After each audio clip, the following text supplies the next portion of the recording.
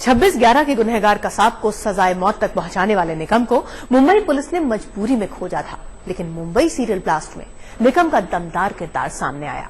उसके बाद मुंबई ही नहीं पूरे महाराष्ट्र में इंसाफ की आस बन गए उज्जवल निकम।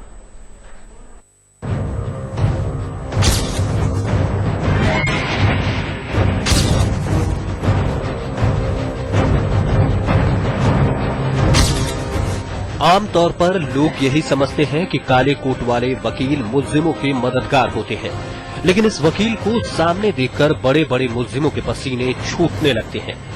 उज्जवल निकम पर महाराष्ट्र के आम लोगों का भरोसा इतना पक्का है कि लोग किसी केस में सरकारी वकील के तौर पर उज्जवल निकम का नाम सुनकर ही निश्चिंत हो जाते हैं कि अब मुजरिम की खैर नहीं।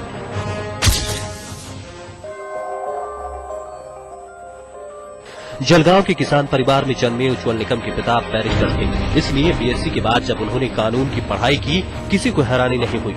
1978-79 में उज्जवल निकम ने जलगांव सेशन कोर्ट में प्रैक्टिस शुरू की और बाद में वो सरकारी वकील बन गए। उज्जवल निकम की दमदार दलीलों, कानून की बारीकियां पकड़ने में महारत और ईमानदारी का डंका बजा तो महाराष्ट्र सरकार ने 1993 के मुंबई ब्लास्ट केस में उन्हें स्पेशल पब्लिक प्रोसिक्यूटर बना दिया। आम लोग उज्जवल निकम पर कितना भरोसा करते हैं, इसकी मिसाल दिखी 1996-97 में। कोल्हापुर में अंजना बाई और उसकी 2 शैतान बेटियों की गिरफ्तारी के बाद लोगों का गुस्सा भड़क उठा था। अंजना और उसकी बेटियों रेणुका और सीमा ने कोल्हापुर, पुणे और नासिक में 13 मासूम बच्चों को अगवा करके उनसे भीख मंगवाई और फिर उनकी हत्या कर दी थी। लोग इन तीनों को सख्त सजा दिलवाने के लिए आंदोलन पर उतारू थे। जैसे ही सरकार ने ऐलान किया कि इस केस की पैरवी उज्जवल निकम करेंगे, लोगों का गुस्सा ठंडा हो गया।